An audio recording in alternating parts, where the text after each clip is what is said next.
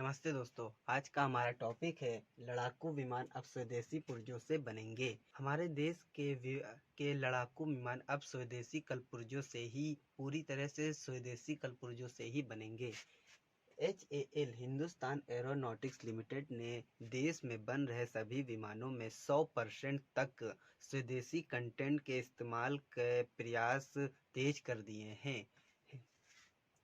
हल्के लड़ाकू विमान तेजस को अभी तक हल्के लड़ाकू विमान तेजस में अभी तक 60% स्वदेशी कंटेंट का इस्तेमाल हो रहा है। मतलब 60% भारत के ही कलपुर्जों का इस्तेमाल हो रहा है और 40% विदेशी कलपुर्जों का इस्तेमाल होता है। वहीं सुखोई 30 MKI में भी 60% कलपुर्जों का इस्तेमाल किया जा रहा है। तेजस और सुखोई लड़ाकू विमान हैं। तेजस को देश में ही बनाया गया है, जबकि सुखोई को रूस की मदद से देश में तैयार किया गया है। अब यह कोशिश की जा रही है कि इन दोनों विमानों को बनाने में 80 से 90 स्वदेशी कंटेंट का ही इस्तेमाल किया जाए। अमेरिका जब जेई इंजनों की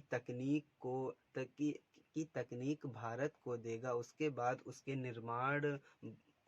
भारत में उसके निर्माण होने की संभावना है। मतलब जब अमेरिका जेई इंजनों को भारत में देगा, तब ऐसे ही इंजन भारत में बनाने की संभावना की जा रही है। इसके अलावा इनमें इस्तेमाल हो रहे कई छोटे कलपुर्जों को भी देश में बनाने के लिए उद्योग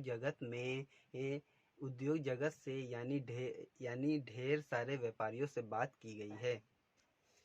ALH अल्ट्रा लाइट हेलीकॉप्टर को बनाने में 56% स्वदेशी कंटेंट का प्रयोग किया जा रहा है। वहीं ड्रोनियर 228 विमानों को बनाने में कम से कम 40% स्वदेशी कंटेंट का इस्तेमाल किया जा रहा है, जो बहुत ही कम है।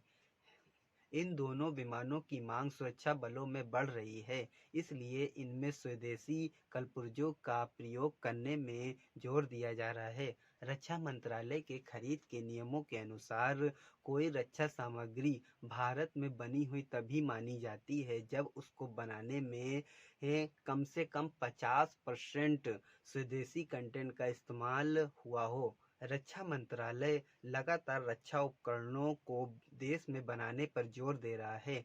65% से ज़्यादा रक्षा खरीद का बजट भारत में बनाने वाली सामग्री को खरीदने पर खर्च हो रहा है। जल्द ही HAL ने देश में बनने वाले ब्लैक बॉक्स का इस्तेमाल विमानों में शुरू कर दिया है। इससे धन और समय की बचत भी हो रही है।